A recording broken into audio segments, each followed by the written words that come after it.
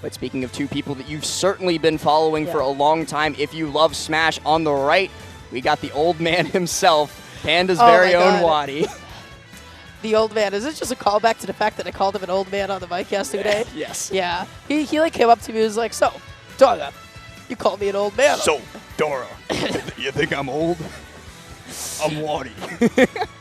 No, but we do have WADI taking on KOLA here. This is another winners quarterfinals, a top 8 qualifier, and honestly, I'm a little bit surprised that this isn't like a winners semis or winners finals, honestly. Like, these two players, they go far in every bracket they enter. They're very solid. They've been at it for a long time. WADI's been at it since Brawl, and KOLA's been at it since the Salt 1 days of Smash 4.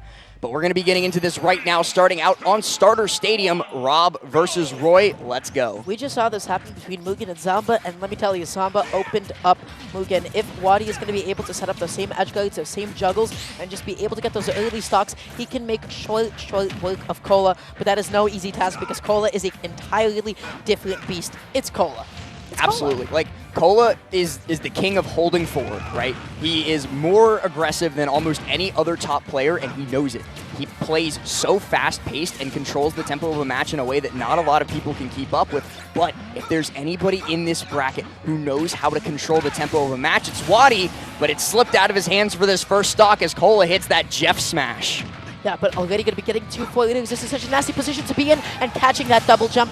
And you know what? You don't even have to DI that, because at that point you are absolutely dead, my friend. There is no way you're making it back onto the stage. And those are the kinds of openings that you can get as Rob against Roy that, honestly, he can't really do the same. Yeah. See what I mean about tempo control? Like, KOLA takes that first stock, WADI comes off the Angel platform and immediately takes it back. He's not going to let this match slip away from him. He's not going to let KOLA snowball like he does against so many others, or at least he's going to try and not let KOLA snowball, because right now, 105. I like the fact that he's just standing on the platform just in case, you know, he has to anticipate like a high recovery, sets up the tech chase, and I like that immediate chill, just recognizing, hey, I'm not plus in the situation, I have to completely reset and restart neutral, and you know what, he caught the mash. Right. The meme obviously goes that Rob is big, right? He is big, and he is very difficult to play in disadvantage, and KOLA is taking full advantage of that right here. He's making sure that WADI doesn't have many opportunities to land. He's making sure that WADI doesn't have a lot of time to set anything up, and he's making sure that WADI, most importantly, doesn't have any time to breathe or think. With that back air connecting, KOLA only at 29%, and throwing out the taunt, a little bit of a cheeky movement there. Going to be trying to close this out as fast as possible. His roll almost got snuffed out. That definitely could have been the stock. I love that. Just immediate side B out of the quality, because why not? Big active hitbox. At some point, something will definitely connect. WADI is trying to mash his way back down, but let me tell you, KOLA is just on top of it, connecting uphill after uphill after uphill. That is 87%, and connects an F smash. What happened? WADI could not land. WADI could not land. WADI could not get anything started. He couldn't air dodge away. He couldn't neutralize. That was awful. WADI is out of his seat and everything immediately following that. And that's how the matchup goes, especially against somebody who's, again, as fast-paced as KOLA is. He does not let off the gas. He does not hold back. He does not stop pushing forward. And he kind of just steamrolled WADI there during the second game. Really the only time WADI was able to win an interaction. He did kill off of it, but that was the only real interaction that he won. And I want to clarify, when I said that was awful, I meant like that was like awful, like that was sick. But let me tell you a little something else about WADI right now. He's a man of many characters. This Mewtwo is sick, and I am so glad that I have the privilege of being able to see it again. I am a Mewtwo fan. I am a WADI enjoyer as well, and that freshly buffed FPO actually not going to be sending KOLA off stage at all, but just puts him onto the platform. Yeah, one of the biggest things about this matchup is that Mewtwo is still going to struggle with some of the same pratfalls that Rob falls into, namely that his hurt box is huge. But Mewtwo is a little bit lighter than Rob is, so he is going to be able to get out of some combos earlier. But he's also going to have to take that trade-off with dying earlier if he gets caught by another one of those combos. But WADI is going to connect that up smash now, doing a pretty good job of keeping KOLA stuck in neutral, but he misses the grab and eats an F tilt for his troubles. He had the right idea and everything, but just a little bit too slow on the execution. Tries to go for the ledge jump, but WADI is on top of it, ready to react and ready to immediately buffer a ledge option.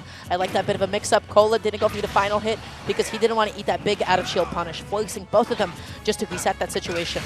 This was so much more even than it was a moment ago, but KOLA catches WADI jumping with the up tilt, and that sweet spot up tilt, it does not play around Dart. It's able to immediately find that kill, and this is KOLA's huge opportunity to build up some more extra credit, to build up a bunch of side Bs, apparently. He's constantly catching all of these landing options, but honestly, as Mewtwo, your options are a little bit more limited. Grounded down is going to be the move of choice to be able to take it. How often do you see that connect? Not particularly, but hey, it did the job. WADI was looking for that same confirm that he got during the first stock, that nair into grab into F throw, but KOLA very smartly recognizing what happened earlier, just DI straight out, manages to escape from that, resets to neutral, but WADI still trying to keep KOLA pinned down in one spot on the stage, multi-jab was and that multi-jab was incredible. Yeah, it was just a nice active hitbox that you could throw out there because he was like missing some of the timing on some of these other tech chases, but hey, with that, you have so much leg room. It puts on so much damage as well if you do sweet spot it. But stalling a little bit too much in the face of the enemy. KOLA just going to be quickly cleaning that up with the back air as he saw that opening.